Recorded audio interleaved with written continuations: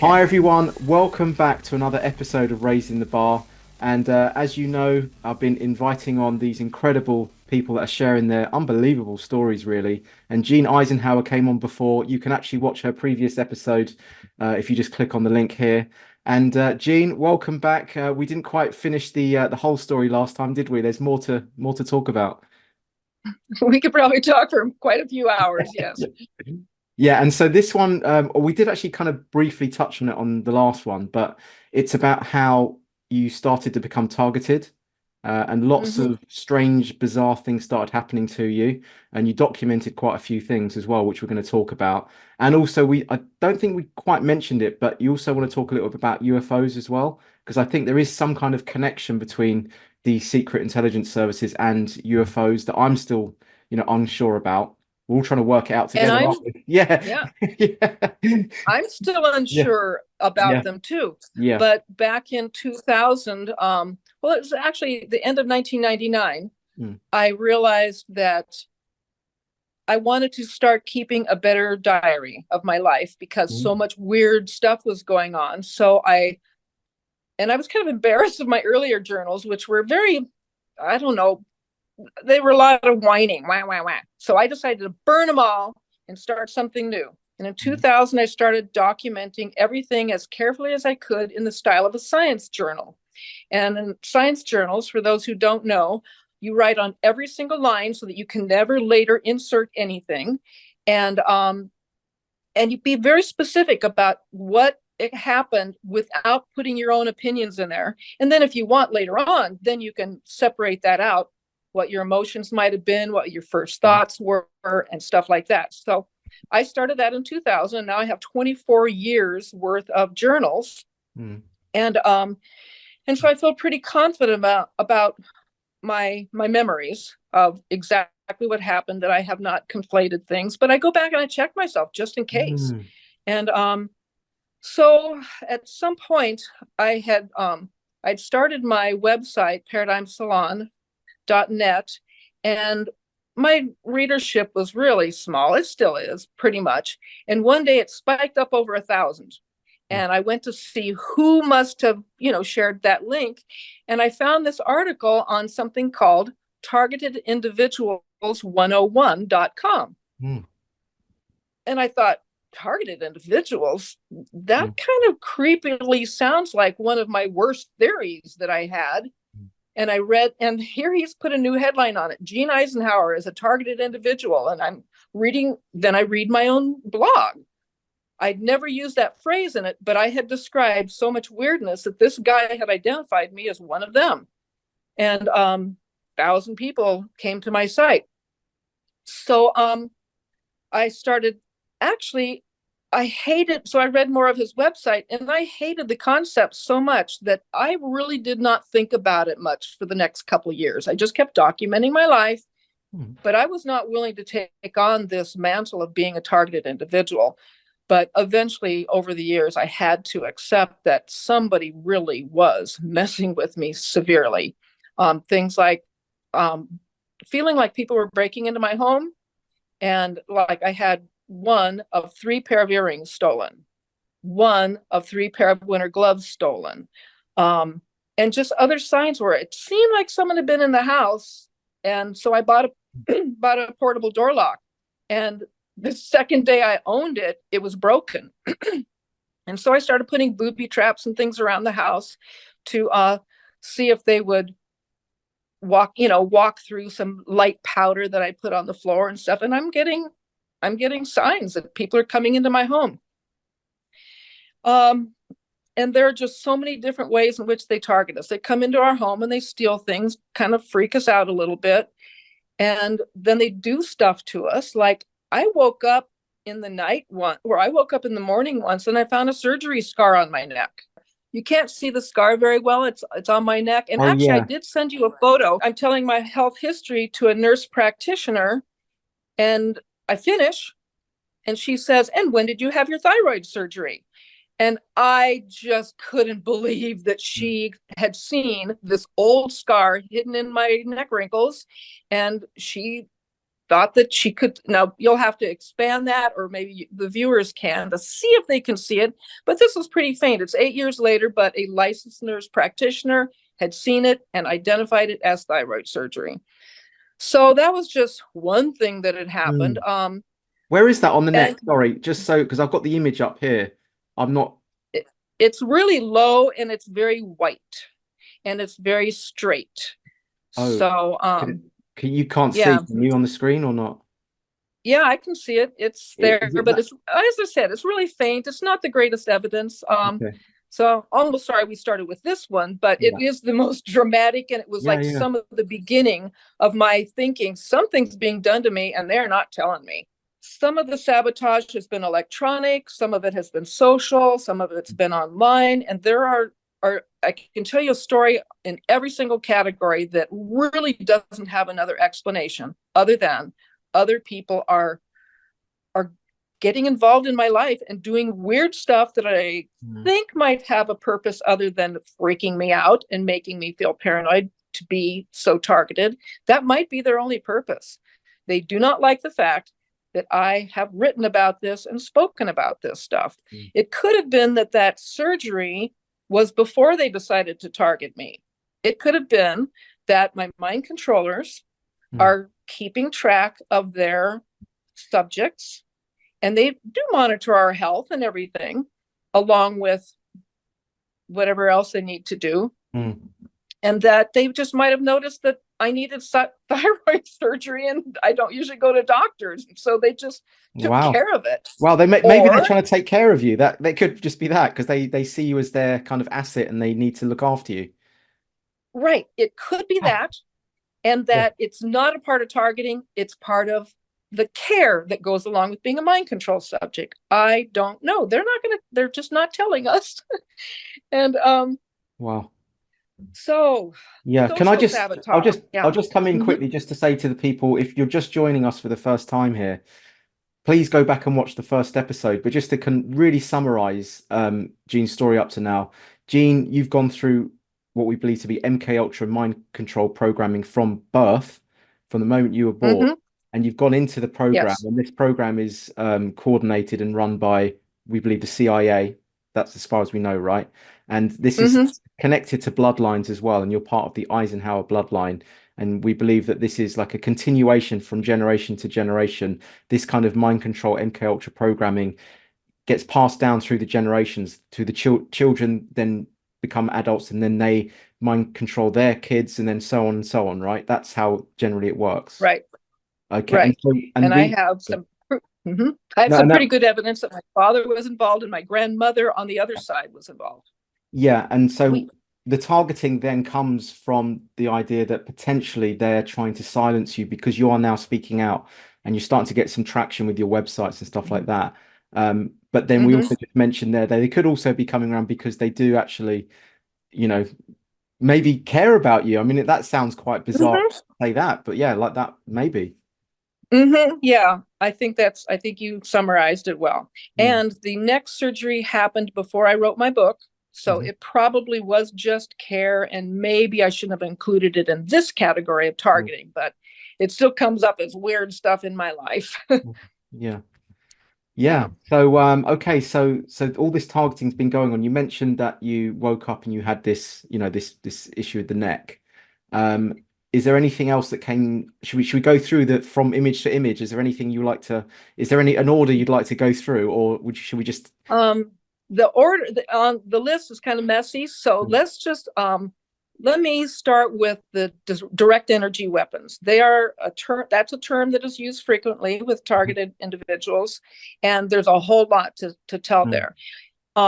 The beginning of it, well, the whole sequence seems as though they were testing from the most basic technology and then getting into more and more and more complex technologies. So my very first experience, I was sitting on my sofa, sideways with my feet out in front of me, and suddenly there seemed to be a big circle of vibration on my foot, and then it starts moving up my leg. And I pull my leg toward me, and it finds my other foot, which was out a little bit closer, and it starts moving up that leg, and I jump off the sofa. And I'm looking at the sofa, and my mind is just going. Mhm. And I'm thinking, where can I go? I have this feeling I can't escape. It occurs to me to go to a local hotel, but I think they'll just be back here the next night. I will have wasted $50. So I decided I'm tired enough. I'm just going to go to bed. I suspect they're probably going to hit me in bed, but I don't know what else to do. I have never felt that there was any way that we can outsmart them or escape them, though I've tried. So I lay down where I always lay down, and I believe that they know where I am because of the implants they put in me. And we can talk more about those implants later, but they know where I am. And shortly after lying down and getting comfortable, suddenly I felt as though a big beam, like they had expanded it, I felt it entirely cover my head and a little bit of my shoulders. And it was that same sensation, soft vibration. And then I woke up in the morning. So, and my ears were ringing, and my ears have rung ever since. That was November 30th, December 1st, 2010. And it was disturbing to have my ears ringing and not quit, but I didn't think I could go to the doctor and complain about it. Though we will notice that I've got some weird stuff in my ears because it looks like you can clearly see some technology there. If you zoom in a little bit closer, there's about 5 or 6 interesting things to see. Now, that silver thing, I thought that was clear evidence of an implant, but actually, if you look at a natural inside of the ear behind the eardrum, I was able to get this photo because of another weird experience where I got hit by a beam and it busted out my eardrums. And in this is a photo I took after my eardrum had been blasted out. Now it would later on it would regrow, and so you can't see what you can see here. This was after my eardrum was blasted. Now, if you zoom in close on the silver, mine has some really interesting mechanical pieces that are attached to it. If you want to zoom into just the silver. What do It you mean looks we all like have that? What do you mean we all have the silver in our ear? Sorry. we all have that silver Do we? thing. That's a natural thing. I've found it online. At least I find it online. I hope other people find it. I hope they're not messing with me that much. But if you zoom in even closer, you'll find something that looks like a bar, and it has a little loop on one end in one direction, and it has a loop on the other end in the other direction. This bit. Yeah. And then there's something else there that is not on photographs or pictures, images I find online of the inside of the ear. And that silver thing has a name I can't remember right now, but most everyone's is just real plain. Mine seems to have little mechanical Wait, attachments. wait a minute. No one has silver in their ear. Ear anatomy, ask a biologist. Okay, ask a Biologist. Okay, right. Here we go. Ear anatomy. Ask a biologist. Arizona State University. Yeah. Okay, I found it. Oh, there it is. Do you see that silver thing? Looks like a funnel. This thing here on the right. Uh-huh. Okay, once sound passes through the eardrum, also called the tympanic membrane, it still has many changes to go through before the information in that sound is sent to the brain. Yeah, I guess it could be considered silver. But yeah, just going back to that then. So yeah, you believe that that is not just the tympanic membrane, that is an actual intervention. That's like a technological intervention. They put that in there. And you think that there, It feels like it. where we see this kind of, I don't know what that is there, but you think that kind of Right. part of the It technology. looks technological to me. So have you still got this in your ear? Did it come out or what? Well, my eardrum has grown back, so I can't really see it. I still Right, see the okay. silver just Yeah. really faintly through the blurry membrane. But if you look at other parts of it, there's up on the other side, up high, there's something that looks like a silver button pushed against the skin. Where? Here? A little further over, it mostly looks like a light white line, but I'm imagining a dimensionality that makes it look like a little round button pushed there. Okay. You're getting closer. Is it to the left or to the right as we look? On my left. Okay, so kind of here. Yes, right down there. That looks like a little button to Oh, I me. see. And Mm, then back to the funnel, mm, down below it, it looks like some little squares of folded aluminum foil or something, a couple of them there. mm. And then there's also a bunch of Oh, that. up straight up top in the center, it looks like a number of little silver hairs. Mm, And I have had quite, now that my eardrum's grown back, I still have these little things that I call antennas mm, sticking out. And I have had doctors express curiosity and hesitation. They say, it seems like you have some little hairs growing out of there. And I just don't say mm. anything. But I think they're antennas. Wow. So, yeah, I was going to say you could get this checked out, couldn't you? If you trusted the doctor, you get them to like look into your ear, but you just don't trust That's anyone. the Do you? kicker. I don't Yeah. trust No, I doctors know. Bless you. because You don't they're trust in the them. network. They're probably going to find you someone in the network. They're going to make sure they're in the network, aren't they? Right, Yeah. they will. God, can't they just Yeah, leave you alone, for God's sake? you Um, think. But so, I've had lots. Oh, so how did my eardrum get blown out? This is a another story being targeted. I had just gone to Tucson and I'm driving out of the city, feeling really relaxed and happy. It's after dark, and so instead of pulling around this big truck in the traffic, I decided, relax. We're just going to follow this big truck, which has lights in a big triangle, mm, rectangle on the back, and just relax. Just follow that rectangle.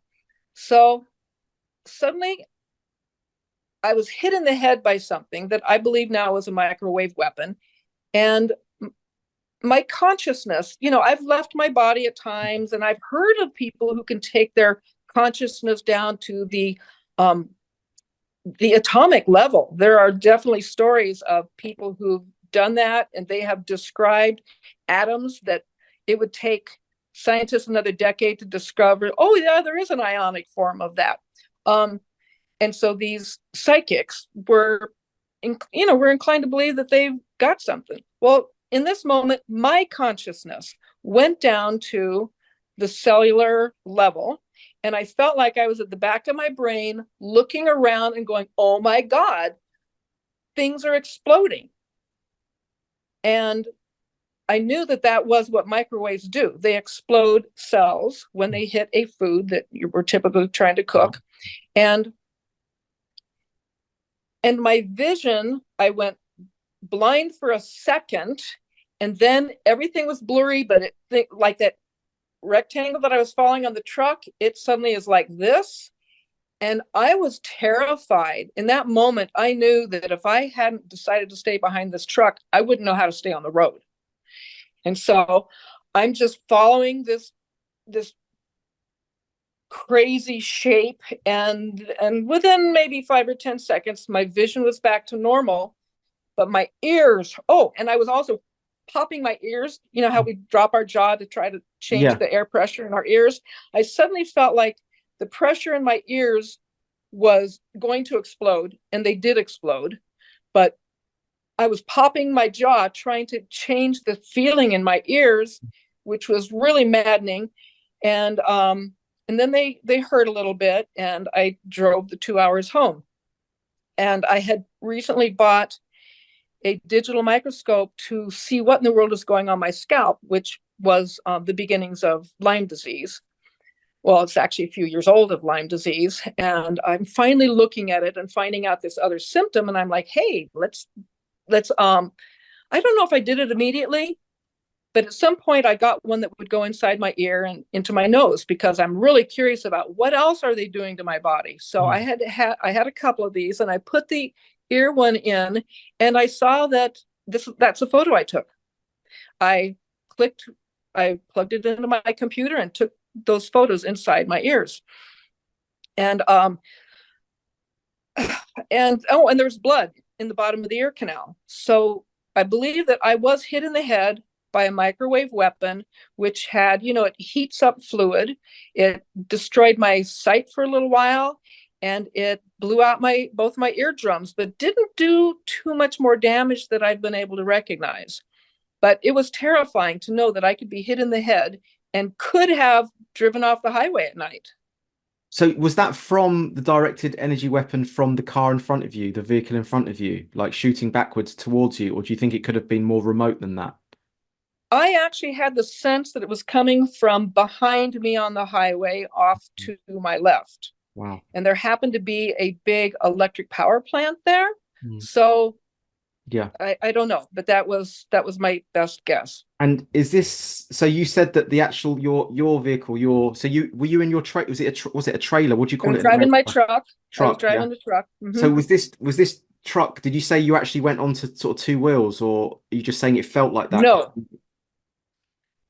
Um, Another time, that other highway crash that I believe was remote control, that was years later. Or Okay. was it years later? Before we come It on to might have that been though, before. yeah, we can come on to Mhm. that in a minute, but just this story as it is, was there Different anything event. Mhm. completely different? Okay, because I'll get the No, images of the truck. But this one you just all felt like there's an energy weapon, and then you said something went like this. But was that just it your was mind? Your it was the light on the back of the right. truck in front of Yeah. me, which I had just said to myself, this will be nice and Mm, easy, relaxing, drive in the dark. I don't really care for driving in the dark. So I thought this will be easy. Even though you don't like to be behind big trucks, mm, just do it tonight. Just relax, drive slowly. It's nighttime. So I'm watching the triangle, which suddenly turned into a trapezoid after I got hit in the head by what I believe is a microwave beam. And then I recovered, and that trapezoid returned to the rectangle, and my vision was normal again. Oh, But it so was abnormal for a while. it wasn't the actual object that changed. It was just because you've been hit. Yeah, It kind of distorted your perception of how you perceive, saw that vehicle in front of you. Right. Okay. But your actual exactly. vehicle was on four wheels. It was perfectly. No, Yeah. I was Yeah. fine. Yeah. And probably nobody behind me knew anything different Mm, because I had planted myself behind that truck. Thank yeah. God.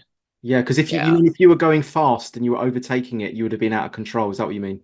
Yeah. Oh, I would have been terrified. I wouldn't have known what was in front of me. It would have been really scary. Yeah. I Mm. would have thought that I needed to turn right. And instead I just made sure I followed this With you. shape. Yeah. Cool. Hmm. Scary, isn't it? Yeah. Yeah.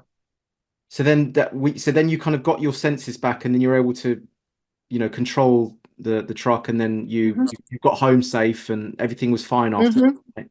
Um, Yeah, except I didn't have any eardrums but for a well, yeah, while. okay. So did you lose your hearing? Did you then go in to get your ears checked like the next day or something? I actually didn't lose my hearing. I don't know Right. how Okay. that is, except for the fact that I've got this artificial eardrums. Hmm. Maybe they are allowing me to hear even without my eardrums. I mean, I have this artificial technology Hmm. so that maybe I don't need eardrums. I'm I'd love to hear other people's opinion on this. But no, I have Hmm. never gone in to say, hey, I've got problems with my ears. But plenty of doctors have seen my ears, and some have expressed confusion, and some of them act like nothing different, nothing to see here. Yeah, because they're probably in the network. That's, Probably. Yeah. probably, yeah, yeah. Gosh, okay, so that's I don't suppose there's an image we can show up for that. But No. okay, so where are we now in the chronology? So that happened.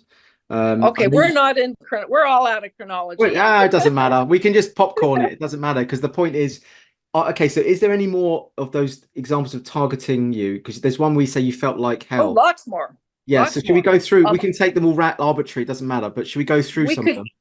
we could either go toward the remote highway controlled Oh crash, yeah, or yeah. I could finish up talking about all the different ways in which I've been hit by beams. And Let's I'll do just it. do those real quickly. Yeah, let's talk about Um, that. Definitely. after Yeah. Yeah. after it was and then we'll go to the highway crash. Yeah. Um, the beams that have hit me after they did that vibrating one, which is nice and gentle, I started hearing tones, then series of tones, then chords, and sometimes it would be a tone that made me fall asleep, but it was like a tone, and I'm such in the mood for keeping track, documenting everything, that I quickly looked at my clock to make a note about it, but then I went unconscious.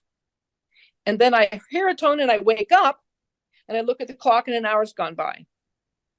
So things like that. I could be put to sleep or woken up in conjunction with a tone. Then one time they did a very simple audio visual presentation and they put me into a panic with really loud sound so that I went to grab um, some meditation tape to try to calm down because Mhm. it was so loud and it was putting me in a panic. And that was a tool that I had for if I ever get in a panic. And so I went for it. And during it, I suddenly went, no, I just suddenly started seeing this weird art, this weird audiovisual presentation. And it was a strange one. It showed a little cartoon alien with a typical, round, big head down to a Yeah. small point, The Greys. and a little stick figure body. Yeah. They weren't even trying to make it look real. It was a cartoon image, stick figure body. And he has his hands resting on a bar that I perceive is between my ears.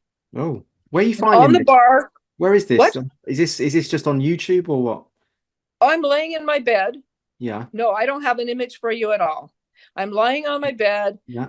listening to this meditation, hoping to survive this intense sound in my head, and it suddenly changes to an audiovisual. Where is Little it coming alien. from though? Where I, is this? I, No, the it's meditation. What? just happening inside my head, No, sorry. I mean the and where is this meditation? Is it on a DVD? Is it a cassette? Is it's it? on a little iPod that I had. Gotcha. Okay, it's on an iPod. Sorry. Yeah, I just need Yeah, to it's back sort in of right. 2012. Okay, and that Okay, kind of triggered this audio visual experience. Yeah, with you. seemed to have been, and this was a meditation tape that I had intentionally never listened to. I should have deleted it, but I kind of like to keep things for record keeping. So I'd never listened to it because I didn't trust the person who gave it to me. Mm. And then all my other meditation had disappeared, and that was the only one left in this file that I had purposefully created for this event, for this eventuality that I would be ready to have music I could hit really fast to calm down. And I go in, and my stuff is gone, and this is the only thing there. So they've always messed with my technology. So I decided to do it anyway. I might have been mind controlled to do that because everything in my rational mind was saying, don't do that. But I had to have something to cover up this incredibly loud sound in my head. And so I'm listening to this meditation, walking through the forest, and suddenly I feel like I'm seeing a little alien with a bar between my ears inside my head, and there's 3 tabs on the bar. And he pushes 2 of them down, then he pushes another tab down. And in that moment, what happened? I haven't told the story in a while, and I've got 1,000 records. Something really weird happened. Maybe I just went unconscious. And then I came back to consciousness, and I'm smelling popcorn. And my boyfriend's in the kitchen. When I had laid down, he was outside playing guitar in the backyard. So he comes in. Later on, I would ask him, what time was it? And he told me a time that was over an hour later, hour and 15 minutes or something, that he had been outside, that who knows what had happened, but it started with this weird alien vision. And there might have been more to it that I'm not remembering right now. But that was just weird and freaky. Yeah. That's the only audiovisual thing that ever happened to me. And next thing I know, they're going to movies. I'm seeing little short 5 to 10 second clips of movies in my head. One of them is as if someone was standing on a marina dock and they are following the family up onto their new boat and they're waving. Another time, it seemed to be somebody had a camera either hung around their neck or held under their arm, and they are walking on a dusty road in a third world country with goats and things, and people on the street. One time, it was a movie of clowns dancing double speed. And then another time I saw I saw a movie played upside down. And then I saw 2 movies on top of each other. And then that was the end of movies. It was just as if they were getting more and more and more complex. They know I'll write everything down in my journal. And then they were done with that experiment, that sequence. So I don't know if they were just training me to receive more and more complex messages. That seems likely to me. And then they were done with that. And who knows where that experiment has gone? I don't know. But sometimes I've started to distrust even some of my own spiritual stuff. Like I say, my consciousness was trained to leave the body at a young age. And so I now have distrust of all my experiences because I know that they can do this to me. So I just try to be really careful and try not to jump to any conclusions because I don't know if they're mine and real or if Mm. they are created by controllers and targeters. So anyway, that's pretty much most of what I know that they can beam into my head and onto my body. Okay, so this one, is this something completely separate then, or should we come on to this later, or is this sort of connected? That's just that happens all the time, and you'll find one more. It says hell too. I just wake up and something. Oh, and go back to that one for a second. Mm. You'll notice that my left eye is turned inward. Yeah, My this. left eye does not normally turn inward. Yeah, and the muscles on my face are entirely slack. They're all Mm. puffy up above my eyes, and sometimes I'll have other bruises on my body. Sometimes I have taser burns on my body.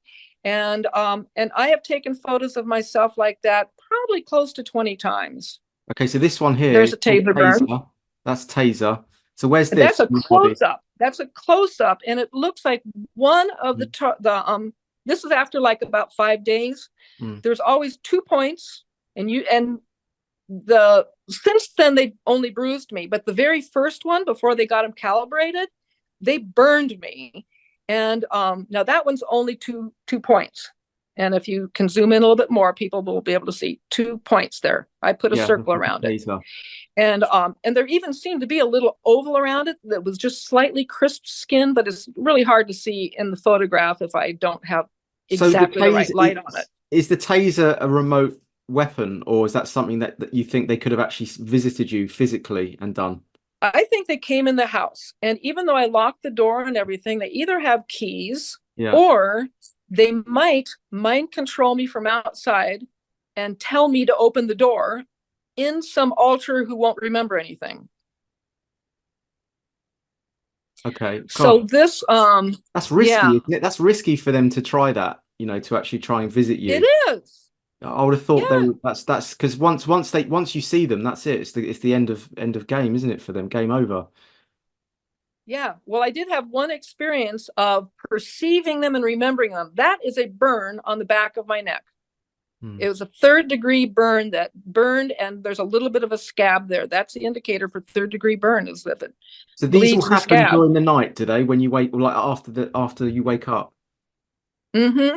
Okay, so And it's we that could one. talk for probably over an hour about the implants I've had put on my body. This is something that there's just 2 little dots under there. Hmm. They didn't bother me, but well, I guess they bothered me enough that I felt around and then looked and took a photo. But it wasn't, too harmful. But wouldn't you know, this happened the first day of a UFO conference I was attending. Hmm. So I think sometimes I think, are they just trying to like mess with my mind? And anyway.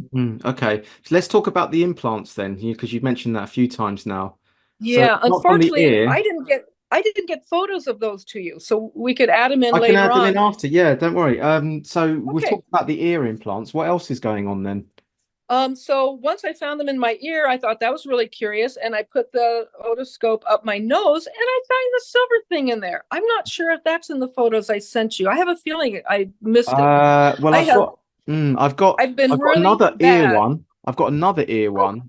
I've got some bruises here on your arm. We can talk about.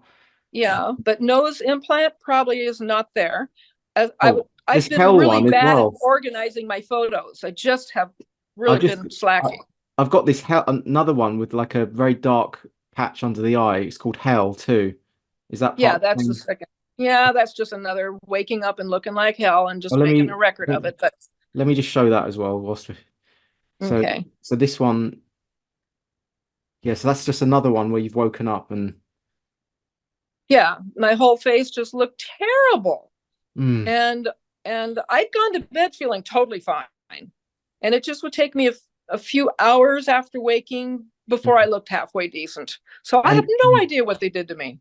so, do you feel like you haven't rested as well when you wake up from this sort of stuff? Do you feel as though Oh you yeah. kept awake? Yeah. Yeah. Mm. Mm. Yeah. I wonder, was I out doing something or what? I just don't know. Mm. Yeah, that's strange, isn't it? So is there anything So from back here to you want me implants. to, yeah, should we, is there any images from here you want me to bring up as you talk about the implants, or should we just park this for a sec, these You, images? let's park them for a sec. You know what All I right. did? Yeah. Clearing up my computer, I kind of lost track of my Dropbox. Oh, maybe I can find it again. Let me see if I can. I'm going to move my phone for a bit here. Close. Oh, here we are. Um, what did you ask me for? Is there any images that you'd like me to bring up as you talk about the implant stuff, or Yeah, the implants. I think all my implants are somewhere. I don't think I have a single other implant story other than that the ear. Here's a strange one. I had just written my book a couple years earlier, and I went back to my naturopath who had been my doctor Mhm. for decades. And she's listening to my heart with a stethoscope, and she takes it off and she acts like she's listening. Mm. She puts the stethoscope back on my heart, seems to jump away, and she opens the door and she turns her head around outside, and then she comes back and she just looks at me. It's like she goes, "Do you hear music?" Mm. And I tried to make it easier on her. She knew my story. She was one person I had trusted and told my story to. And she said, and so I said to her, maybe it's one of my implants picking up a radio station. Mm. And I'm trying to say this as if it's funny to make her feel okay. And she takes a big breath. She puts a stethoscope back, and then she says, "I hear swishing." And then she writes out a referral to a cardiologist that I never went to see. Right. And then she just changed the subject and went on to other things. But I believe she heard my something like music coming from an implant in my heart. Oh. Um, yeah. I also one day found what looked like a big puncture wound on at my lower back at my spine. And I kind of wondered what that was all about. And then the next time I was having, I have osteoporosis now. And so at the beginning, they were like taking x-rays and MRIs to, see how bad it was. And this technician is trying to get my x-rays. And she says, when did you have back surgery? Mm. And I said, I've never had back surgery. And then she says, lower back surgery, um, lower back procedure. And she keeps asking, when did I have this stuff done? Now she's in another room, coming to talk to me and then back. And so I can't see the screen. But then she takes me to another room for an MRI.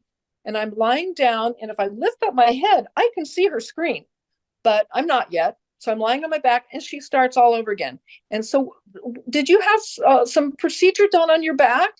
And I just keep saying no. And finally, I realized I lift up my head and I'm so shocked. Here's all my vertebrae. And then here is a rectangle and a rectangle. Back to vertebrae again. And she kept asking. And when she was finally done, she's acting all confused. And I don't know how many times she asked if I could have had anything done to my back. And finally, I said, I didn't want to say anything about being targeted, being a mind control subject. All those things were just like too hot. So I just said, I sometimes have memory issues. And she took a big breath like she was relieved, and she let it go and just saw me out. And of course, no doctor ever had any opinion about anything. And when I got my copies, the bottom of my back was cut off. I only got to see the top of my back along They with didn't their show you report. it. They didn't let you see No, have to. no. So you still If got I those had not copies. lifted my head to look, Yeah, you then would have I'd only seen. have her words, Yeah, right. So Yeah, so it sounds like they're I'm in the wondering, network. Sounds like they're in the network then, and they're trying to hide it. They're trying to cover it up, conceal it. everyone is, except for that technician. She would have kept her mouth shut. Mm. So I don't know. This is a little country place. Maybe they didn't have enough warning, didn't know that I was going there. I don't know. Yeah. Every now and then they drop the ball and I get a little bit of insight.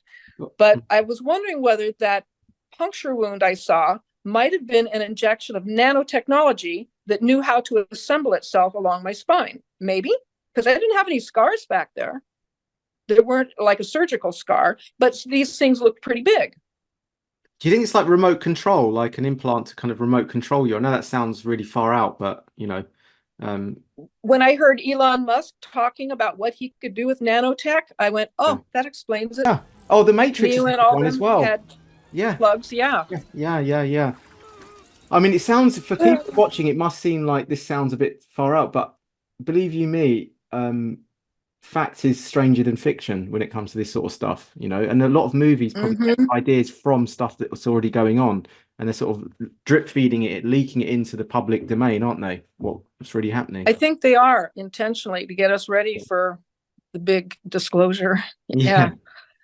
So what is that Mm-hmm. big disclosure? And you mentioned the heart implant as well. You believe there could be a heart implant because they heard music from there. Do you have any scars around your heart? How do you think they even got that in there? I don't know. Yeah. I just don't know. Oh, yeah. I do know that they can go up major blood vessels into Yeah. your heart. Yeah. Um, One day I woke up and I had a really itchy spot on my left scapula. Hmm. And it just continued to itch for a very, very long time. And then one day I noticed that I had a bruise that emanated from the point out into this little like pizza pie shape. And it was just bruised on my back. And when I needed to go to the doctor next, I just happened to mention it. Do you know what this bruise is? Or like what this thing is? And he was just, did you hurt yourself? Did you, what might have, he just had no idea. And he was like, eczema? And he actually put that down. But if you look up the definition of eczema, it was not eczema. It Mm. did not have crusty surface of my skin. My Mhm. skin was normal. It just looked bruised. And it was bruised for over a year. And I had started this habit of talking to my controllers since I believe my home is bugged. And I'd say, oh, and I started having serious heart problems. Mm. And I did not connect my heart problems to this implant. I thought the bruise had to do with the implant, but it never occurred to me that that bruise might have been three-dimensional and it could have been really hurting my heart. So I'm having all these heart problems and I'm being checked all the time. And finally, I'm saying, hey, you guys, I think one of your implants is fucking up. Would you look into it? One morning I wake up and there's this little tunnel. The skin has this bump in it along as if something had gone in about 3/4 of an inch under the skin, and it was really tiny, like the depth of something like a hypodermic needle, Mm. and had left the skin red, puffy, and glistening. And I thought they went and they took that implant out. And the very same day, I've got another one itching up here on my shoulder. No Now, that way. itch went away and it never bruised badly. But within 2 weeks, the bruise was completely gone and my heart problems went away. So I think that they had put in an implant in my left scapula that was defective and it was bruising my skin, which I saw it there for a year and a half. The bruise never went away. And then it went away after I had the little tunnel there Amazing. and the itching How? stopped. How did they do it then? Like remotely, or they actually came Oh, in? I think that was done in person.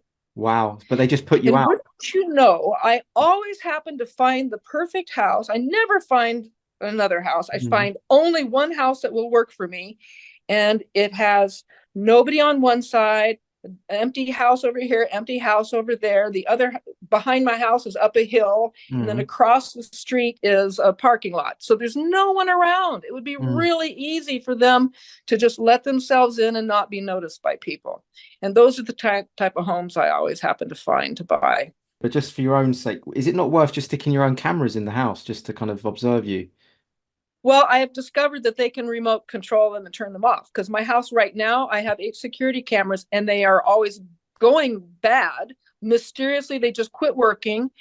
And Yeah. or I have something that tells me where there's motion activated. So I Yeah. go to the menu of everything motion activated on camera one, and I can look at each one of them. Oh, it's just a moth. Oh, it's just a leaf. Oh, it's just something.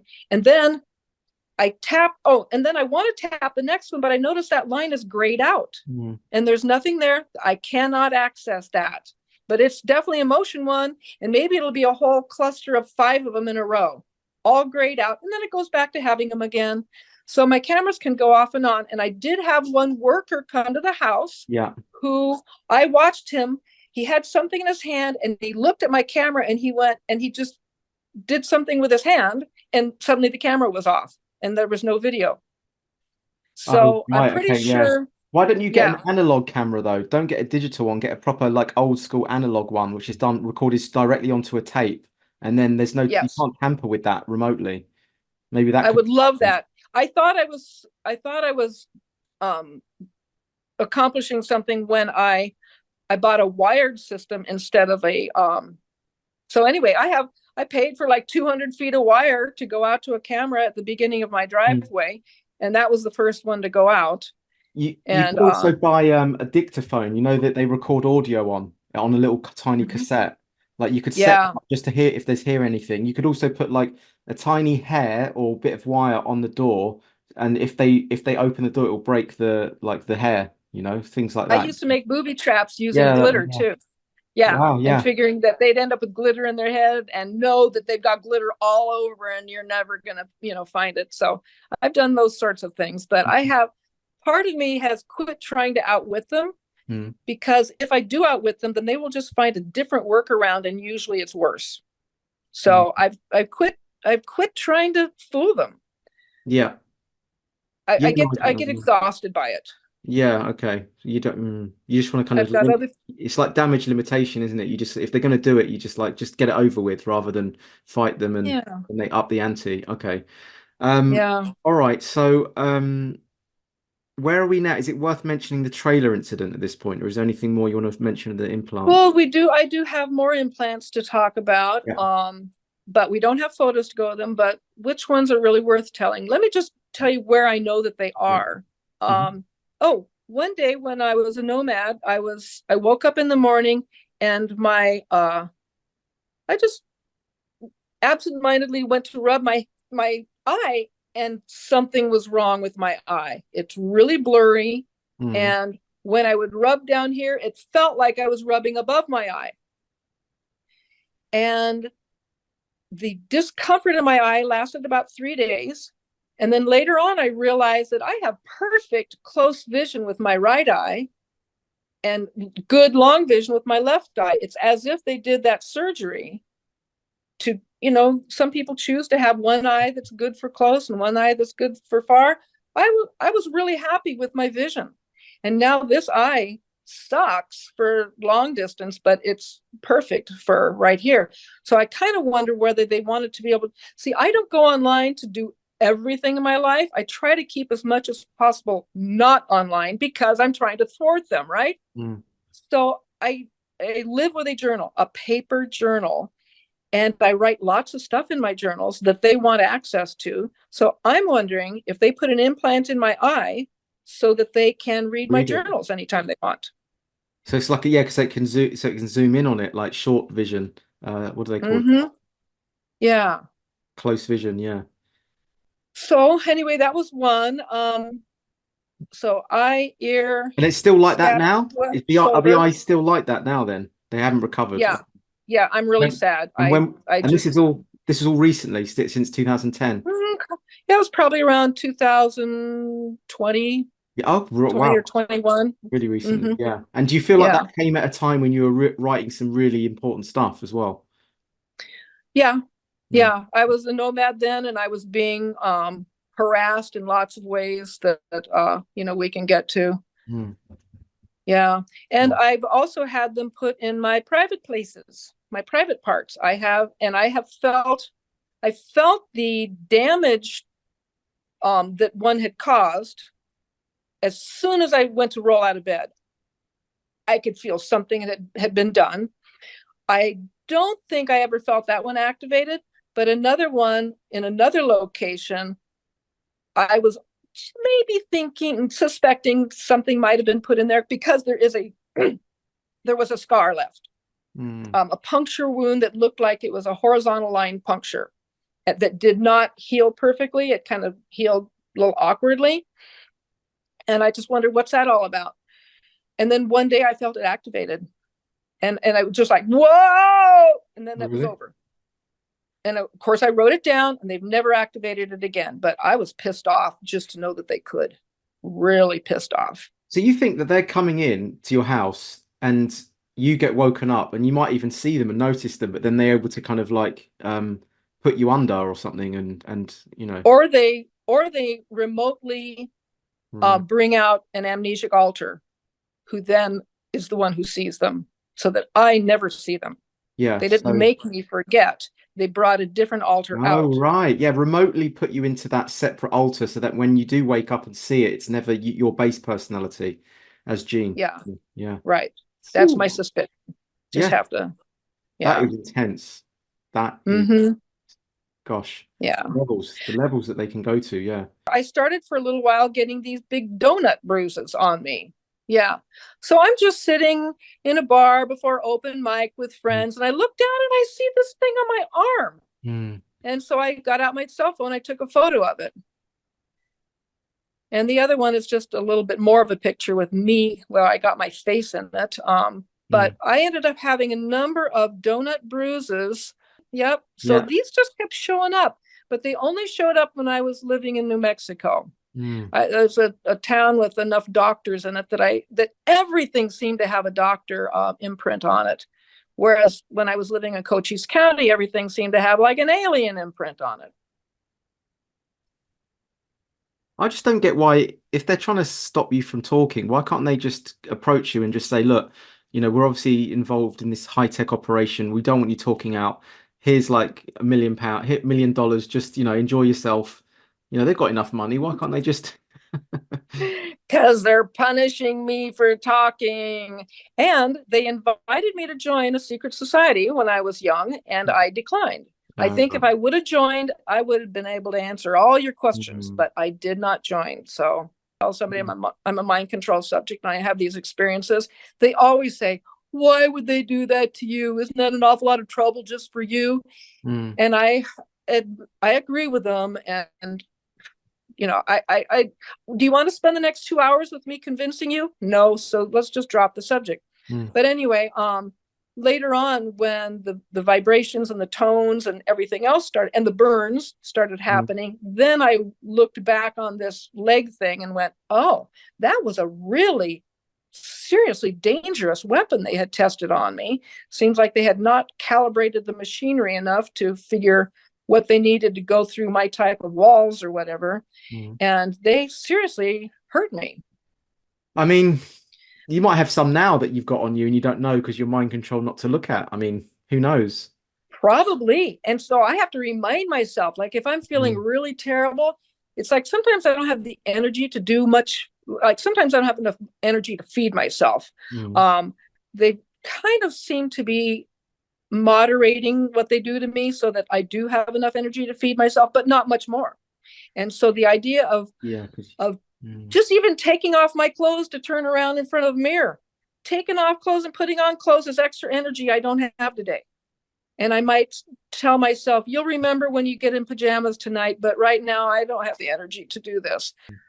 So anyway, that's most of the beam stuff yeah. and the implant stuff. But I also get financial sabotage, social sabotage, business sabotage.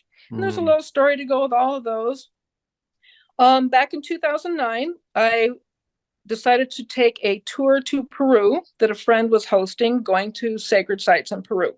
Yeah. So I drove to Tucson, stayed with a friend, and I was going to catch the plane. And that morning, I woke up with a terrible toothache like I'd never had before. Later in the day, I would end up having a root canal. But before I left, somebody suggested this woman needed a place to stay for a little while, and maybe she could stay and take care of my cats. So she came over, I interviewed her, and I had misgivings, but I was always telling myself, quit being so paranoid. The woman wants to take care of your cats. So I've got this strange woman in my house, and I had to cancel my plane flight because of my tooth. It was just so bad. There was just no way I was going to go to Peru for 2 weeks. So I canceled it. But because I was suspicious of this woman, right when she thinks I'm boarding the plane, she sends me an email talking about everything going wrong with the house. The phone won't work. The stove is leaking gas, and the cat has disappeared. And I don't know what else, but she said a bunch of things are all going wrong. And so I decide after my root canal, I'm going to drive home, and I'm not going to tell her I'm coming. She's going to think I'm in Peru.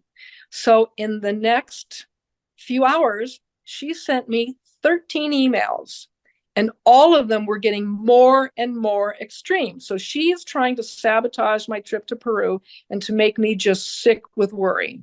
And everything that she's saying gives an excuse for workers to be coming in and out of the house. Oh. So when I get home, I'm a half hour from home, and I call a girlfriend and I tell her what's going on. And she believes all this stuff. And she says, would you like me to meet you there and support you as you confront this woman? And I said, absolutely. So she shows up there just a minute after I get there. And this woman is freaking out that I've showed up when she thought I wasn't going to be here. And we find out the phone's working fine, the stove's working fine, the cat's there, everything's fine. But guess what? She doesn't even have a suitcase in the house. She wasn't staying there. She just wanted access to the house when she wanted it. She had a key. She wasn't even staying at my house. Like she said she and her husband were both going to be there for 2 whole weeks. And they were so glad to have a place to be. So now I know that she's lying. And in her last letters, even though I was being very, very careful about what I said to her, she starts accusing me of being paranoid and being accusatory. And it's like, I hadn't been. I'm a writer. I'm an editor. I know when I'm accusatory. I know when I've chosen carefully not to accuse. But still, she's accusing me. She's calling me names. And I had even taken the time to take that last email and highlight all the different ways in which she had said really horrible things to me, thinking I'm not going to be back for 2 weeks. So when I show up at the door, she is in a high alarm state. And she wants to know why I'm there. And I'm saying, well, I'm here. I didn't like what you said. And I just happened to have had to have a root canal today. And now I want to say goodbye to you. No, you told us. And she starts getting really, really panicky. My friend is there. She's supporting me all the way. And finally, my friend stands up and says, here, let me go with you to get your things out of the guest room. And she starts walking toward the guest room. The woman runs after her. She doesn't have anything in there. She was not even living there, even though she'd been sitting at the kitchen table whining about how they needed this place, but she doesn't have anything. And there's no husband there either. Yeah. No, her husband's not there either. So anyway, my friend and I get the woman to leave. And then I pick up the phone. Oh, actually, I don't think the phone was working properly. There was something about it. I can't remember what it was. So I called the phone company to see what's wrong with my phone. And apparently they had been trying to do something to maybe tap the phone line in a more permanent way, but they hadn't finished the job. Oh, wow. So there's something wrong. So this phone employee spends the next 4 hours. And at the end, he says, this is not, he took the whole 4 hours to leave the house, but in the first hour and a half of troubleshooting, trying to figure out what was wrong, he said, I've worked for the phone company my whole life. He says, I've never seen anything like this before. I am completely confused. I do not know what's going wrong. I'm going to have to just rewire your house. So he just laid in a whole new phone line and my phone worked again. That's really so they were trying to bug you, weren't they? They were trying to fit bugs into the sounds like. Yes. And then yeah, she tells me who she's going to go live with. And I know that guy. He's a really nice guy. He just clerked at the food co-op, and he was always cheerful and nice to me when I went through the checkout line. Ever after she went to live with him, he was never, ever nice to me. He could be chatting and being sweet to the person ahead of me. And as soon as I got there, he went completely cold. So she had told him something terrible about me. How awful. And all because you just had the the compassion to give your space to someone, your house to someone for I caught her. yeah, you caught them at it. I I just have another idea for you. Yeah. Have you ever thought of getting like a portable metal detector? Like a handheld one, and then you can do it on your Yeah. body. It'll pick up the metal in your body, and Hmm. also in the if they're putting anything, on your shelves or anything, you can just scan the whole room with that. Maybe it could be an idea. I don't know. Just a thought. Oh, Can you hear me all right? All right, everyone. So now we're going to talk about, well, we've been talking about the targeting topic, and Jean's been going into all the various incidents that she's had. But there's one significant one, isn't there, Jean, with the trailer, the truck that was tampered with a few weeks before, and then you kind of it toppled over in the highway. yeah. It was coming up on the first anniversary of my having purchased the trailer, Mm, and it was the solar eclipse. So I had gone up to a favorite place in the mountains, and as I'd gone in, I just zipped around the campground. Nobody else was there. So I climb up on the mountain, and I'm got my glasses, and I'm ready to experience this big event. And when we're just counting down minutes from perfection, suddenly I hear a truck come up, mm, and then I hear a woman, though I can't see her, and she's yelling in this goofy voice, "Yoo-hoo, yoo-hoo." And for all the camping I've ever done in my life, I've never heard people yell yoo-hoo. mm, And so she's yelling yoo-hoo at me, and I decide I'm just going to ignore her.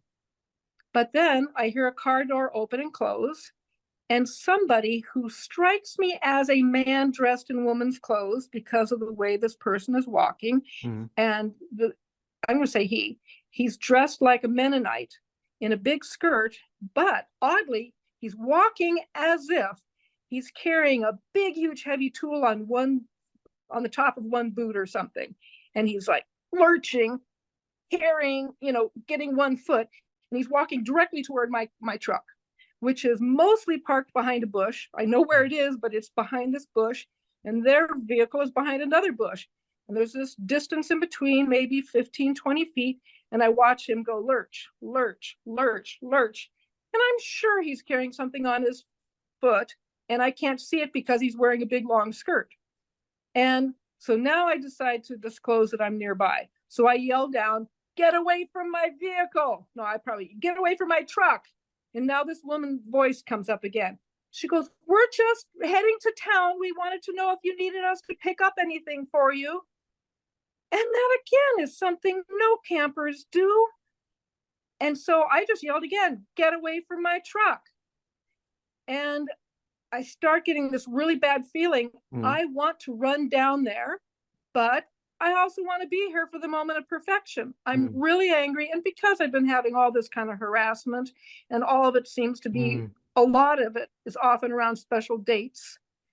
And I'm really angry that they are interrupting this event that I wanted to experience, and they're threatening my truck somehow.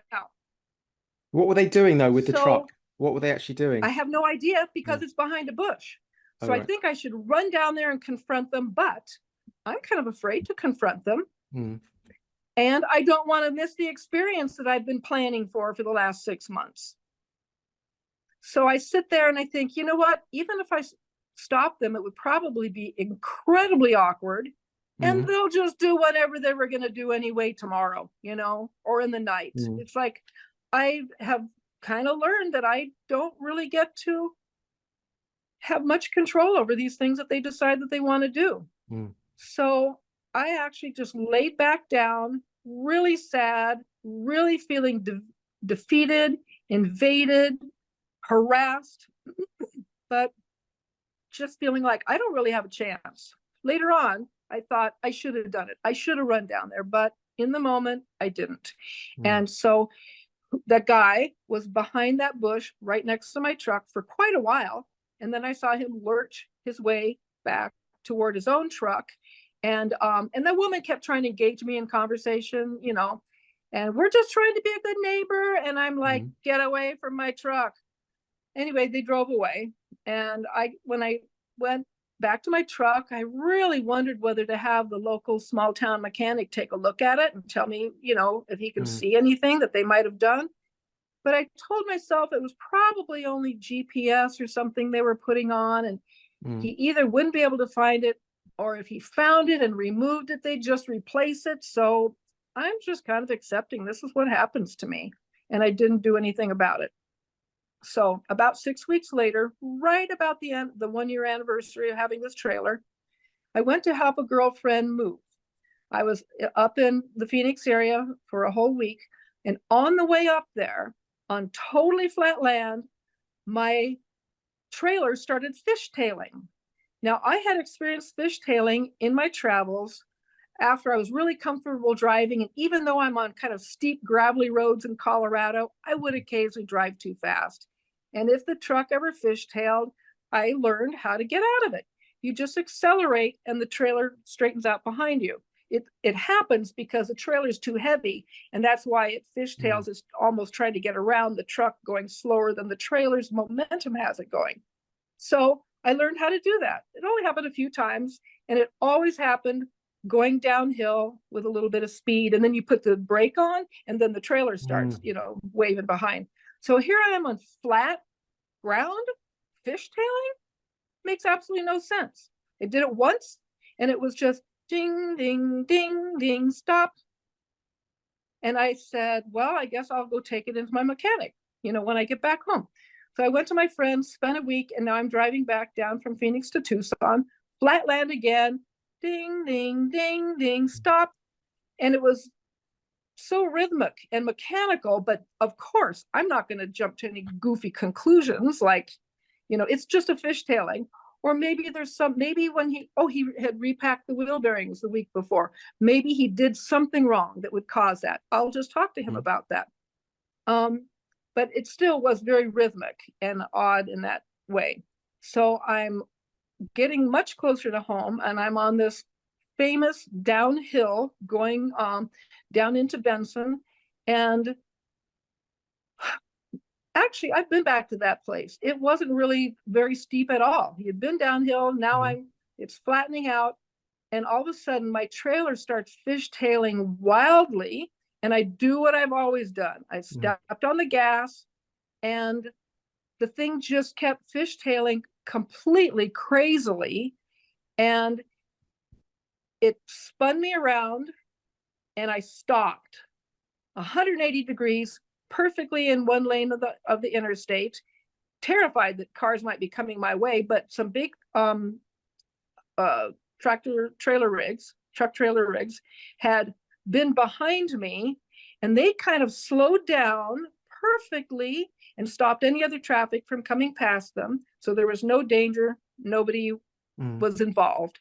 And I thought, oh, good, I got so lucky. And then the car fell over. So it must have been one of those time expansion things. I really thought that I had stopped, but mm, I was just on the verge of falling over. So I wake up after having been unconscious, I don't know how long, and I get myself out of my seat belt. I had a concussion and a whiplash, but I didn't know that at the time. Climb out the back window and, just do what you do in a car accident, give the details to the cops. And then later on that afternoon, picked up all my junk from actually it had been hauled to, picked up a few things off the highway, and then we went and emptied my trailer in the junkyard. So while the accident was still, had just happened, these two guys from the two tractor trailer rigs that had seemed to have stopped anybody else from getting hurt, and I was kind of mm, grateful for them, they both go straight to the undercarriage of both of my vehicles. And they've got like fire retardant or something, just in case the car would catch fire. But there was no crash, so there was really unlikely to be that. But I think that their actions were cover for doing something else. I think they were removing whatever sort of technology that they had, because what were these strangers doing at the undercarriage of my car, my truck, and my trailer? It just didn't make any sense for them to be there. And later on, I realized, oh, this was the 1 year anniversary. It was exactly 6 weeks after those people were probably putting something on my truck. Mm. And I think this was a remote controlled crash. Mm. And I was really shocked. I didn't know if they intended to kill me or if they were just testing out their skills with remote control. And maybe they just wanted to scare me.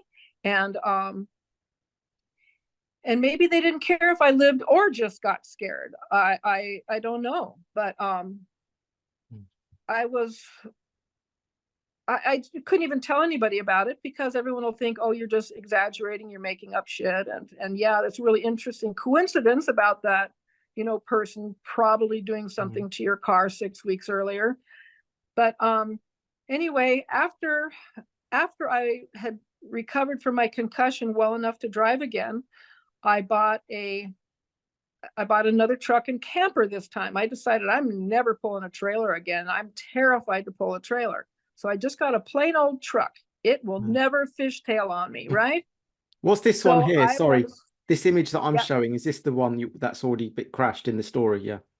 Yeah. yep, that's my Right. truck on Yeah. its side Yeah. with the front of the trailer was falling off and things were all over the place. Yeah. Anyway, Yeah. so I've got myself a whole new rig and I've put everything back in it and I'm starting my new life in a vehicle that can't be fishtailed. Well, I was driving down the highway and I was in the opposite hill into Benson, going in the opposite direction. And I think they just wanted to let me know that, yeah, we can. They fishtailed a truck that doesn't even have anything pulled behind it. And I think the technology works like this. I think they put something on each of the brakes so they can brake the right, brake the left, brake the right, brake the left, brake the right, brake the left. And they can do it a certain amount and they can make the rear end fishtail like that. So I'm in a truck that I think can't be fishtailed. And suddenly this thing happens and it's like the same way. Ding, ding, ding, ding, stop. And I pulled over at the next stop and I just cried over the steering wheel in absolute terror that they will not leave me alone and that they are terrorizing me. So anyway, that's the sort of stuff that they do. And they didn't seem to want to kill me. They just seemed to want to scare me and maybe practice their skills, train their people, whatever. And if I died, that would be okay because I'm not one of their favorite people. It's all because you're speaking out. Yeah. And they're maybe experimenting with different technologies even. They could be, you know. Yeah. Yeah. God, it's just one thing after another, isn't it? But did you get home? You said, but you got home, you kind of, when you stopped crying, you went back to the driving, you drove home. Okay. Yeah. Yeah. Mm. Yeah. Mm. So I'm getting Crazy angry. life. I'm getting angry because I just like leave you alone. Please leave you alone. Like why? I'm just I know. vicariously feeling frustrated by this because I'm just like, come on, like, just let you have some peace to yourself. Like after all this torture. Yeah. Yeah. Well, they do leave me alone for periods of time, but I'm still putting together a database of everything that's happened so that I can draw out a whole like 71-year long timeline and start to see the rhythm of things and when it really picked up. And but I've got a lot in my database probably up to about a year ago, and then I haven't had enough energy. But when I get it going, I'll let you know. I'm thinking it'll be pretty interesting because stuff does happen at least every month. And sometimes I think it's happening every single week. Yeah. But I got to do more studying of that database I'm working Yeah, on. of course. So what do you think they did in the truck in the first part of the story? Do you think they just like unscrewed, the two people? Do they like Yeah, wrenched off parts of it, like the joints, that's what I'm assuming. Mm. Oh, and afterwards, I was so curious about this that I hired a That, crash investigator. that was it, yeah. You said that on the previous And time, yeah. he said that the way certain things on the wheel was bent was completely unusual. I will send you Mm. my screenshots of my texting with him.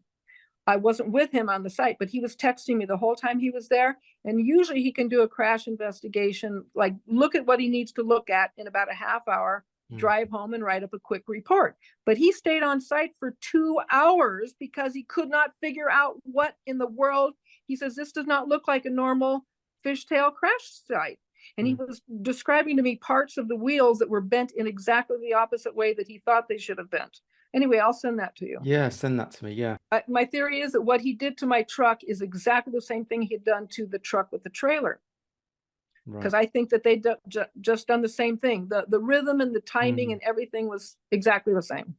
So I think it's like the breaking each alternate wheel on the back is my guess. They did that. Okay, so they tampered with the second truck. Yeah. I think that's the second truck, and I think that's what they did for the first truck. They must have installed some sort of mechanism that maybe came out more easily than it went in, so they needed tools to put it in. That's why the guy was lurching toward my truck with something hidden, and then they might have been really found it easy to get out. I don't know. I'm only guessing. Yeah, you can only guess at this point. Yeah, yeah. Still terrifying though, isn't it? Shocking, really. Sorry that you've gone through that. Did you want to mention the 3 highway stops as well that happened after? Yeah. And actually they happened before. Oh, right. Yeah, I had a lot of experiences for the 6 years that I lived in Cochise County, Arizona. And all 3 of the highway. Oh, actually one of them was when I was back visiting. So anyway, those experiences,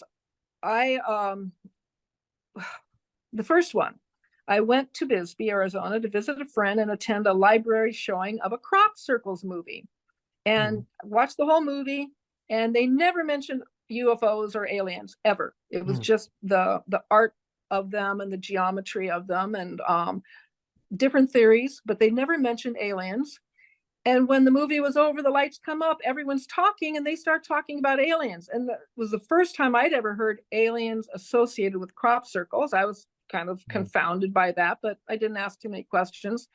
And it was late at night and it was time to go home. I had 60 miles to drive. So I'm driving home and getting out of Bisbee. I was taking this road that went between the tailings piles for the mines that are there.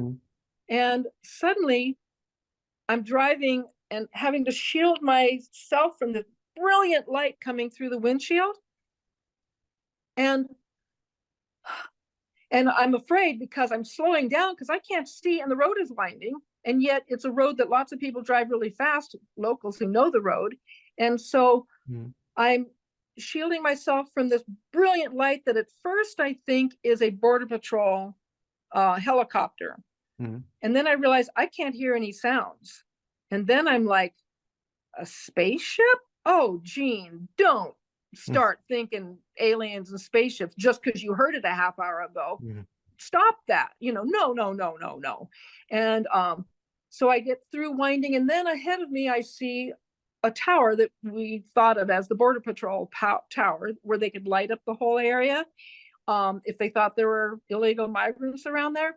And so I said, oh, the tower's malfunctioning. It just shined in my eyes, blah, blah, blah. That's all it was. And I drove home.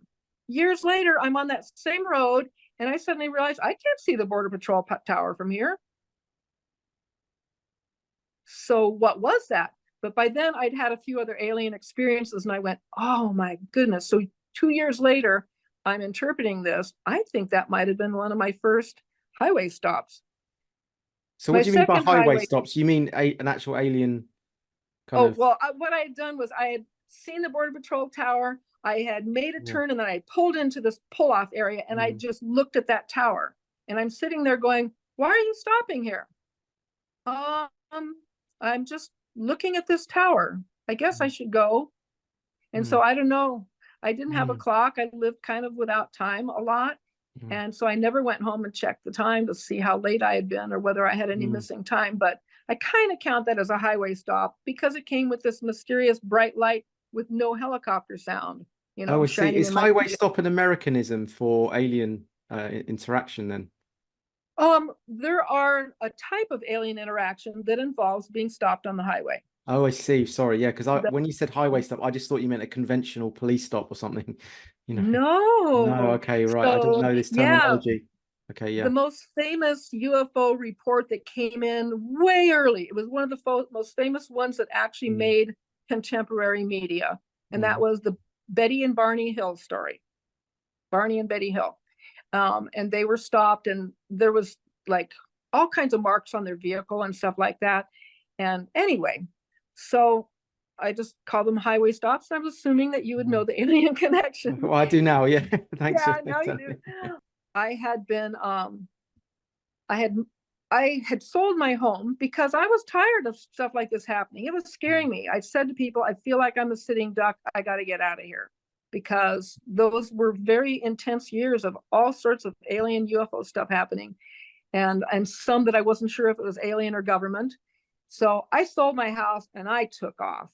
Later on, studying the literature around targeted individuals, they say, don't sell your home, don't move. It'll follow you wherever you go, but you'll make yourself impoverished if you just keep selling and moving. And that's exactly the case. I should have just stayed in that home. It was a great house. I built it and designed it myself, and I had to start all over quite a few times. So anyway, I moved to this small town, but I'm going back to visit a friend in Cochise County. And on the way home, I'm leaving Cochise County. There's this rainstorm, and suddenly there is this brilliant star-like object that just goes right in front of my truck, maybe, I don't know, half mile away or less. Very star-like. And I've gone through so much of this. I'm like, oh God, come back to Cochise County, and here it is again, another UFO, I guess. And so I get on, that was on a small road heading to the interstate, get on the interstate, cross the state line. I'm in New Mexico now, and I'm heading up into the mountains. I'm on a straightaway, and I'm going to be winding through the mountains soon. And on this straightaway, I suddenly got a feeling that just like the hair stands up on the back of your neck. And it feels like there's a whole vibration in my car. And I'm like, oh no, it's going to happen again. I just know it's going to happen again. And I'd heard people who are recounting their own stories, and they have these exquisite details. I was at milepost this, and the time was this, and this happened. So I'm telling myself, okay, be watching for a milepost marker. I'm going this speed. And then I'm hearing the engine sounds like it's changing gears. And I haven't seen a mile marker yet, and I'm just feeling all confused because it sounds like the truck engine is suddenly disengaged. And oh wait, but first my truck got surrounded by this strange fog, which I've also since read that other people see. It's not like normal fog that has light and more translucent patches. It's like completely consistent whiteout. And again, my rational mind is still trying to take notes. Okay, I see like 1.5 of those white stripes between the lanes ahead of me as far as I can see. And then it's just like white around. And then that's when I'm hearing the car engine disengage. Before that happened, I'd seen a red light up in the mountains above where there aren't roads that I knew of. So I'm saying, well, maybe it's a rancher road or something, but it's really distinct red light up ahead. And even though it's in the mountains, that's not just, well, they do graze in the mountains. So anyway, I'm now up, starting to wind around. The white fog comes in. My rational mind is still trying to take notes. And I don't remember anything. And then I am looking again at the highway, but it's like I'm looking downhill. And there is a big, huge sign. And I'm like, I'm going to notice what sign that is, going down toward that sign. That'll help me locate where I am. So I'm watching this sign getting closer and closer and closer. And then suddenly I feel like I'm going up toward it, and that's okay. And then as I pass, it's the sign for the Continental Divide, which is the highest point in that mountain that I was seeing from up above. And you know that we've heard stories of cars and vehicles and people going up in tractor beams into UFO ships. And I'm mentally freaking out. I was looking at the Continental Divide sign from above. Does that mean my truck went up? Would that explain why the engine disengaged, I just didn't know what to think about it. So I go over the Continental Divide and I go into that small town. And now I had and did I have any missing time? I'm just fascinated. And I can't wait to get home to see what time it is. Later on, I realized you had a clock in the car, but some part of me was stopping me from noticing the time and was convinced I didn't have a clock in the car. So I get home and I go into the kitchen and I look at the clock and I say to myself, oh, there's nothing unusual there.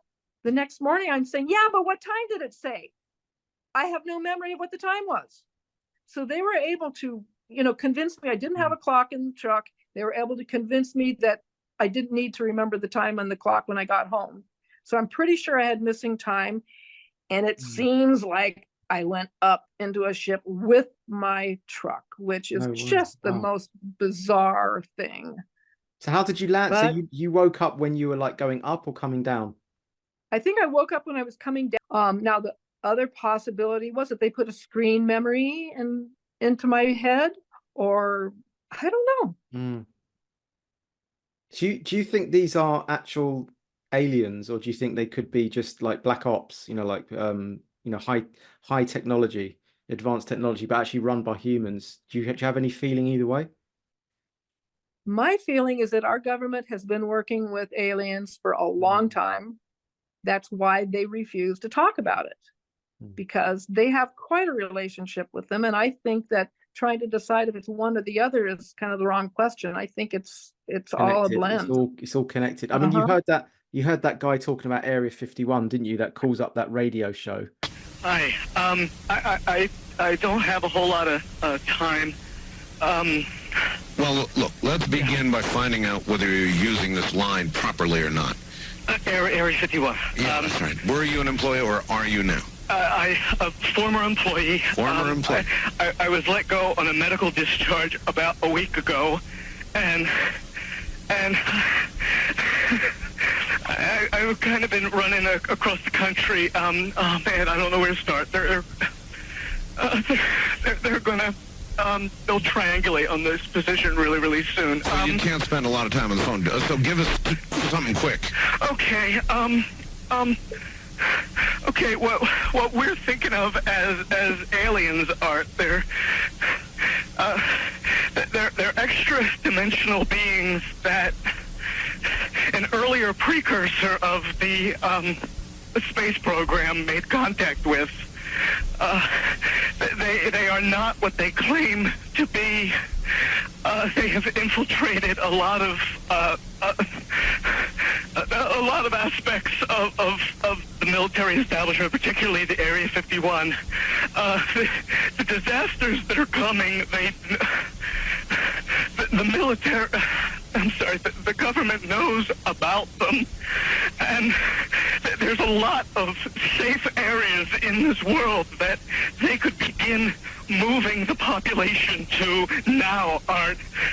But they're not doing anything. They are not. They want the major population centers wiped out so that the few that are left will be more easily controllable. And then it cuts out there, which is quite... Discharge. Oh. Yeah, and then they lost it. I started getting...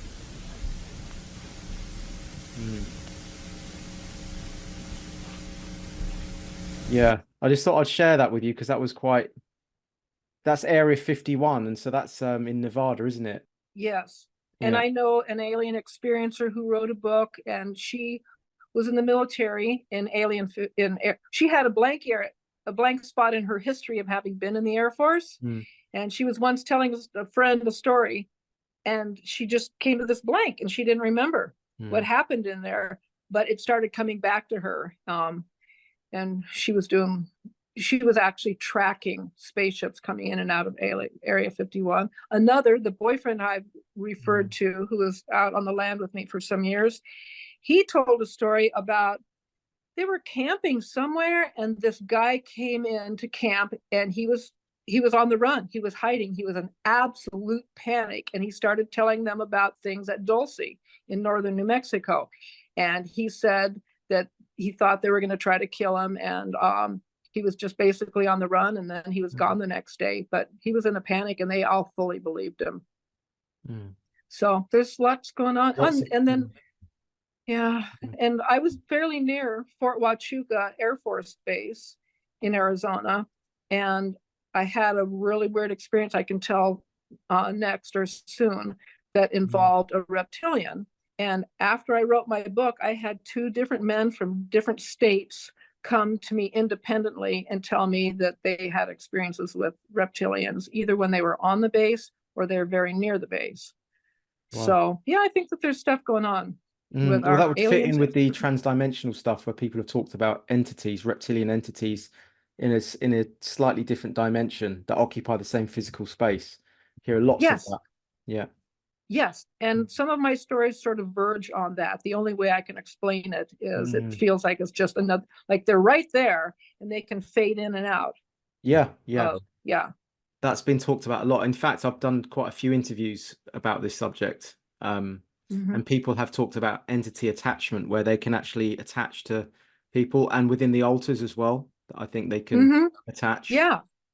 And I'm completely open to the idea that I could have some attachments, even though I'm still allowed to talk, but that I could have, it would explain some stuff that I don't think I want to or can't even explain well enough to make them interesting and compelling. But when I can, I'll let you know. One time this boyfriend and I had a couple coming out to visit, and he had brought teepees to the land, and one of them we were using as an outdoor teepee bedroom. It was very nice. And so we decided we're going to treat them and let them use the bedroom teepee. So we walk out there and I duck under first, and I'm going to show them, here's where this is, here's how to light the fireplace, the wood stove, and, and as soon as I duck underneath there, I hear the two guys both gasp really loud, "Oh my God." And so I come back out to see what they saw. And the woman friend had been turned around looking, she's just looking at the area. So she hadn't seen it. The two guys saw it. And they said what they saw was, and my boyfriend is an artist, and later on I had him draw this, and it's printed in my book. What he said he saw was a star-like object to the south of us, flying east to west, and suddenly it exploded, and they saw a green disc come down at an angle, a glowing green disc come down at an angle. And so we're trying, it sounds like a reconnaissance thing. We've heard that sometimes the USA explodes alien spacecraft and then recovers it and studies their technology. We go to bed that night and we're kind of wondering whether we might hear reconnaissance vehicles on the highway. And sure enough, we did. It took less than an hour. And suddenly we're hearing these very low, deep rumbling of something on the highway. And my boyfriend says, "Should we run out and see it?" And I'm like, no. I don't need any more government interest in me. And so we got woken up a couple hours later, and we hear this deep rumbling going back in the other direction. So I think that we had witnessed a government shooting down of a spacecraft and their reconnaissance. Wow. And I've got my boyfriend drew a picture of it, and so it's in my book. Anybody who wants to buy the mention your book and your websites where people can see some of your journal entries as well. Okay, well, the book is rattlesnakefire.com, and my website is paradigmsalon.net. And that piece of art is in the book. I don't think it's in the book website though, but I do have a lot of other sorts of photos on paradigmsalon.net. Yeah, brilliant. By the way, I also believe that I saw some kind of, I wouldn't say it's aliens, but I saw an unidentified craft. I was coming back from holiday, driving from the airport back home, and on the side of the highway, motorway we call them, in a field, there was just this giant drone just hovering above the grass and had blue and red lights around the bottom of it, and it was like the size of a car but a drone. And I was Uh-huh. like, that's just, unless it's like an absolutely like giant drone that's like the size of a car. Yeah. Like, look, but it was almost like lights going around the bottom, blue and red lights spinning around the bottom. And I was like, that Yeah. looks like an actual spacecraft, that does. And it kind of freaked me out a bit. Yeah. I nearly got home Yeah. and got my car and drove back. You Um, did. I nearly did because I needed to know, but I was like, it's probably not going to be there, is it? And another Yeah. time I was driving with my friend who's a massive skeptic, and we saw this orange orb in the sky, and it was doing that Hmm. across the sky, and it caught us attention. As soon as we both looked at it and noticed it, it went that way. So Oh, and then it shot off, and it kind of zoomed off so fast that it just vanished out the sky. wow. And it was a clear day, and Well, my friend just went, "What was that?" I was like, "I don't know." So yeah, it's quite odd one stuff. I'm time I not saying drove it's up to aliens, visit. but there's Uh-huh. definitely there's activity going on in the skies. There's hundreds of people Yeah. that have filmed it on their iPhones of just orbs in the sky that are Right. unexplained. So yeah, And orbs are definitely talked about at UFO conferences. I yeah, don't attend them anymore, but yeah. So one day I was visiting my neighbor and driving home after dark, and suddenly on the side of the road, just maybe 20, 30 feet ahead, there was this big, it looked to me to be basketball sized, brilliant, sparkling white light.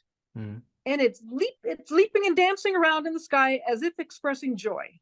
Mm. And it does that for about 5-10 seconds.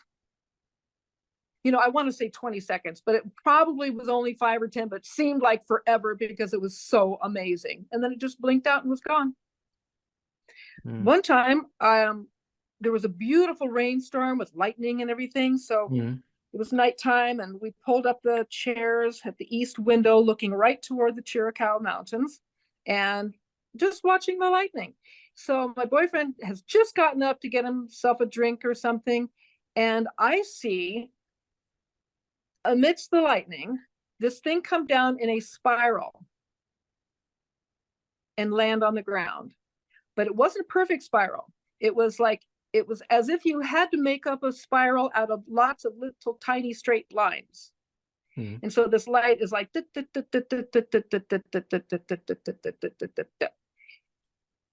and I tried to say what I just saw, and I was speechless. I couldn't think of what to say. So when he sits back down, I mean, I might have been kind of babbling. So he sits down, and I just said, "Watch." And what we both watched happening, I think it's hard to explain. It looked like a plume of light came up and then disappeared. And then a plume of light came up and disappeared. And what I'm thinking it happened 3 times. It was as if there was a lighted space underground, and they had opened a hatch, and the light shone up and was lighting up all the raindrops in the sky. Right. And then the door closed. And then they opened it a second time, close the door, open it up the third time, close the door. And I never heard of anything like that, never saw anything like that until a few months ago. I was looking south from my backyard, my back patio, in the daytime, and suddenly there was a bright, brilliant light that went pew and just disappeared in the hills. And but this time it was a smooth circle. Right. And I think I was looking for, I don't know how I was searching on the computer, but I did come across something about some lasers that they can send down from satellites are not beams that go down straight, Right. but are actually spirals. And I thought, well, maybe that's what I saw. I don't know. Because people have noticed strange things in the sky in America, especially that side of America, haven't they? Like, I don't know if it's HARP. Have you heard of HARP technology and stuff Oh, like that? yeah. Yeah. Yeah. So I think they experiment a lot with sort of weather manipulation, don't they? Weather engineering. Yeah. Especially that side of America. And I one time got this idea in my head. I think I'd read an article about how people have better sense of direction if they sleep with their heads facing north. Right. And so for most of my adult life, I have always, if I could, oriented my bedroom with my head facing north. And one day, just recently, it occurred to me that sure is a convenient way for them to maybe be able to use HARP to Of course, I think HARP uses satellite. I don't know how the technology works, but I decided I'm not sleeping with my head north anymore. And I don't know, has anybody ever heard of sleeping with your head north to improve your sense of direction? I wonder if that was just a mind-controlled idea that they put into me, and I followed it for decades. How do you know when you have your own thought or it's come from somewhere else then? Do you have a discernment? I think I have a way to discern, but I don't even want to say it for fear that will give them a clue of how to get around. So, but yeah, it's taken a lot of decades to suddenly say, wow, I really thought that was true. And now I recognize that as mind control. I just last January, or was it the January before, I got a message that I really thought that I was going to die this year. And so I made all these preparations and plans, bought a burial plot, got my will together, and then I never died. And I thought, oh, that thing, I had really thought it was a spiritual message. Get your act together. And I guess it was a joke being played on me by mind control, seeing how well their technology worked, I guess. Yeah. So they can just put in sort of odd thoughts to mislead you and distract you and throw you off course a little bit. Because you mentioned earlier the ringing. I get ringing like just as I'm lying in bed at night. I'll just suddenly get ringing in one ear. I don't know what that is. Well, there is natural ringing, but how do we tell the difference between that and artificial something? Yeah. I do get that. And then suddenly if I put my awareness on it and like focus on like protecting myself, like imagine a gold protective covering around me, it just evaporates, the ringing goes away. Good. I've got a few more alien stories. Okay.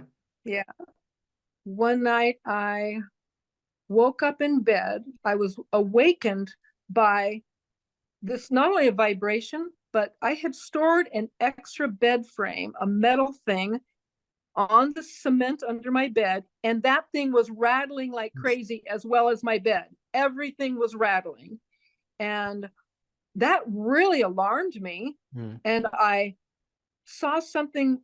I had a picture here with glass on it that reflected the window over there, and I saw something and looked over, and here is a tall figure that just really, really reminded me of the drawings of the tall, what they call the white aliens that are off. Sometimes they're associated with the military, but I think there's also good ones that are also tall. But he seemed to be gliding rather than walking. He just, and so he's walking toward essentially the door that would be the entry to the house. And I am struck with terror. And then I realized I'm paralyzed. I could move my eyes, but I couldn't move anything else. And I said, gee, I was trying to say Jesus. And the word wouldn't come out. And I'm going, are you kidding? Is my brain slowed down too? I can't even silently say Jesus. So what I did was I just took this, imagined taking a ball of all my anxiety and my fear and my need, and I mentally threw it up there to my imaginary helpers. I imagined my helpers, I imagined my need, and I threw it to them because I couldn't speak, even silently. And then I went unconscious. And I'm not sure if I noticed anything different the next day, except that I'd just been woken up with the bed frame rattling under the bed. I was so sound asleep. I thought, oh, there must be a washing machine out of balance or something, but I didn't own a washing machine. I didn't even have electricity in that building. And suddenly it's just, and there's an alien gliding around. So where was that alien gliding around? Where was that? I was in a little building outside my house that we were using as a second bedroom, just because it had nice light for daytime. Here's a crazy one. One night, my boyfriend and I were in bed, and we were getting ready to sleep when suddenly it sounded like a jet was flying right over the house. It felt like it was inches over the house because the way the glass in all the windows was rattling. And he acted like he was going to jump up. And I said, we got to get up in the morning. And I really value my sleep. And I had learned that if you just don't get up, you can go back to sleep. But once you're up, it's going to be 2 hours before I'm going to sleep again. I don't want to do that because we have to drive to town and work tomorrow. So I talked him into just ignore it. And I just thought it was the Air Force. It's like they're always harassing me.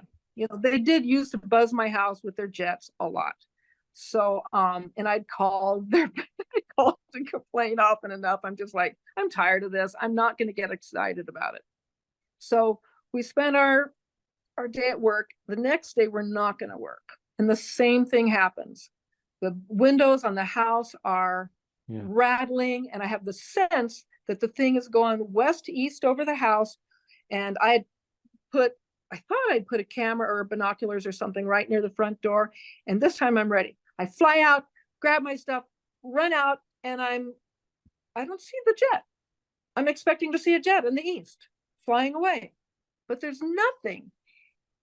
And Asante looks up and he says, there it is. And I say, you mean those 3 little lights up there? And he goes, that's not little lights. That's a big triangle. And then neither of us know anything that happened after that. The next thing either of us can remember is that we were both walking in the house feeling really dull and dumb and zombie-like. And we just don't know anything else that happened, and we didn't check the time to know whether we'd had missing time. But we both might have been taken up.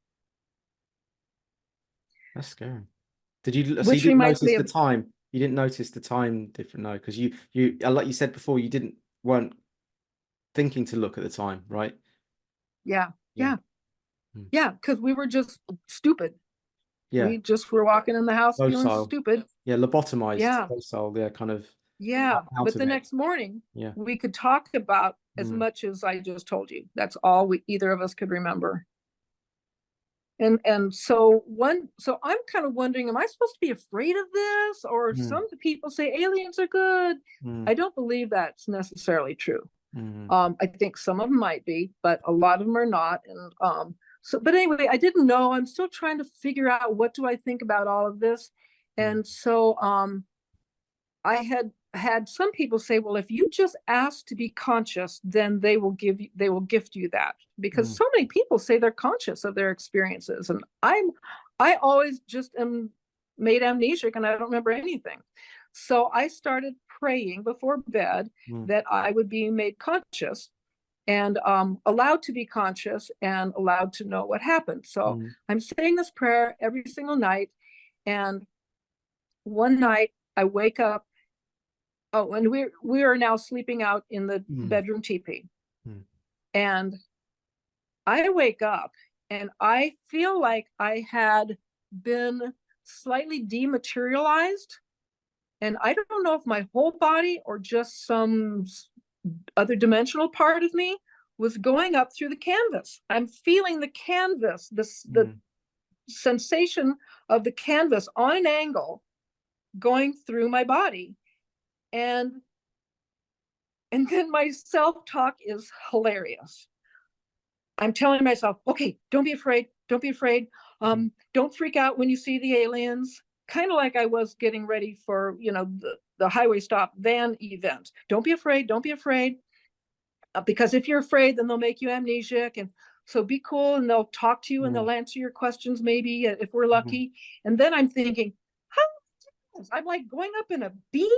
I mean, we've seen cartoons of this. This is just like embarrassing, but hilarious. And I feel like I'm immobilized, like I don't look down or anything. And at that time, I don't feel like I see anything except that I have this total sense that I'm going up. And so I'm going up and I'm continuing to give myself a pep talk. And I'm also thinking it's kind of funny, just because my only association with this is cartoons of, cows going up. Right. So you were dematerialized. So you wouldn't have hit the ceiling then. You're saying that you've become almost energetic. Canvas teepee. That was the only ceiling. Oh, it's the canvas. It's the only thing covering you. Right. Yeah. And so I go up and I'm talking to myself, telling myself I'm going to remember and I'm not going to freak out. I'm going to remember, I'm not going to freak out. And suddenly I hit this, I can only explain it as a portal. I hit this thing and I feel like I just suddenly go spin around real fast. And then I shoot out to my left. And I'm like, oh, I'm on a different kind of tractor beam now. I've heard people call them tractor beams. So I'm on this conveyor, going sideways now, again, thinking this is kind of funny. And I hit another portal and I spin around again. And then I go out to my right, but about 60 degrees from my other angle, because my rational brain is saying, pay attention, record, document, and put it into words right now. And when I took that angle, I went, that's about 60 degrees. And keep talking to yourself, don't freak out, stay conscious. And that's all I remember. I woke up in bed the next morning with exactly that much memory. What, in the canvas bed, in that yeah, in my bed in the teepee. Oh, blimey. Don't ever sleep outside without a roof, basically. Well, I slept for a whole year out there in that teepee. Did you? Okay. Longer. Yeah, I think we were out in the teepee. It's strange because in England we always talk about how all these UFO sightings and abductions always seem to happen in America, never in Europe, or nearly all of them you hear about, they come from America. Like, why do you think that is? Why do all the crop circles happen in England? I don't know. Good point. But I think it's happening in the US because our military is involved. Yeah, you've heard the story about Eisenhower supposedly met with some alien, and I think he gave his name as Valiant Thor. You can look that one up. Really? And that Ike was forced to negotiate. I think his granddaughter Laura used some different terms. It was like a forced, well, she calls it forced negotiation, I think. Could you explain who Valiant Thor is? So Valiant Thor supposedly met with Eisenhower and Nixon. He presented a mission and goal to assist the human race and to start to shut down like the darker aspects of the government, and they felt like really a strong affinity with Eisenhower and Nixon, and Eisenhower did as well. And supposedly he put him on VIP status for 3 years at the Pentagon to try and assist him in changing this whole game. But she says it's something like he was forced to do a forced negotiation. It was not what he wanted, but the aliens pretty much gave him no choice. And so he agreed that a certain number of humans would be able to be used by the aliens. And she thinks that since that time, they have been taking a whole lot more humans than what they were negotiated to take.